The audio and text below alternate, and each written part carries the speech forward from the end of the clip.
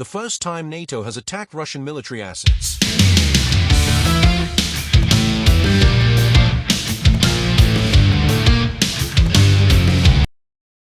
Poland confirmed downing Russian drones in its airspace during a mass aerial attack on Ukraine overnight on September 10 in what is the first case of a NATO member engaging Moscow's military assets over its territory during the war. In the wake of the incident, Warsaw requested consultations with NATO allies under Article 4, Polish Prime Minister Donald Tusk said. "The situation brings us the closest we have been to open conflict since World War II," he told the Polish parliament. The incident occurred as Russia launched waves of drones and missiles across Ukraine overnight, primarily targeting central and western regions and inflicting civilian casualties. Last night, the Polish airspace was violated by a huge number of Russian drones, Tusk said on X, adding that those that posed a direct threat were shot down. Polish authorities temporarily closed Warsaw's main Chopin airport and placed the country's air defenses on high alert overnight after what they described as an unprecedented violation of Polish airspace by drone-type objects. The Polish Armed Forces Operational Command said it had activated all necessary procedures to protect national airspace and scrambled both Polish and NATO aircraft in response to the threat. Earlier, Tusk confirmed that a military operation related to multiple violations of Polish airspace was underway without initially naming the drone's origin. The Prime Minister added that he has informed the NATO Secretary-General Mark Rutte about the situation. Russian drones and missiles have repeatedly violated the airspace of Poland and other NATO members during strikes on Ukraine, but until September 10, there had never been a confirmed case of local defenses shooting one down. Polish fighter jets have been scrambled before in response to the war, but previous deployments primarily involved monitoring or escorting Russian drones that briefly entered Polish airspace en route to targets in Ukraine, not engaging or shooting them down. The Polish military later said the Polish and Allied aircraft, including Dutch F-35 fighters, concluded their operation by 7:42 a.m. local time, and air defenses and radar systems resumed normal activity.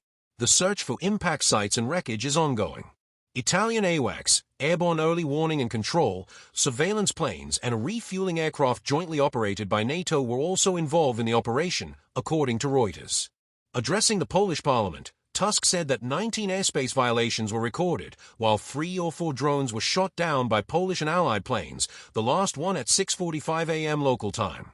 However, the Polish newspaper Rzeczpospolita reported that up to 23 Russian drones were detected and were fired upon primarily by the Dutch F-35s. A damaged drone was discovered in a field near the village of Chosnauka in the Lublin region, around 60 kilometers, 40 miles, from the Ukrainian border, local law enforcement officials said.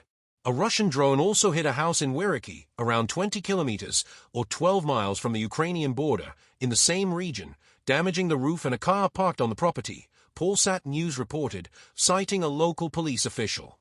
No casualties were reported. Another drone was found in a field in the central Lodz region near Mnishko, a village roughly 250 kilometers, 150 miles, from the Ukrainian border.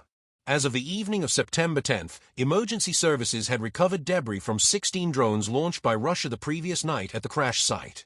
In addition to the drone remnants, a projectile fragment of unknown origin was also discovered at the scene, according to RMFFM.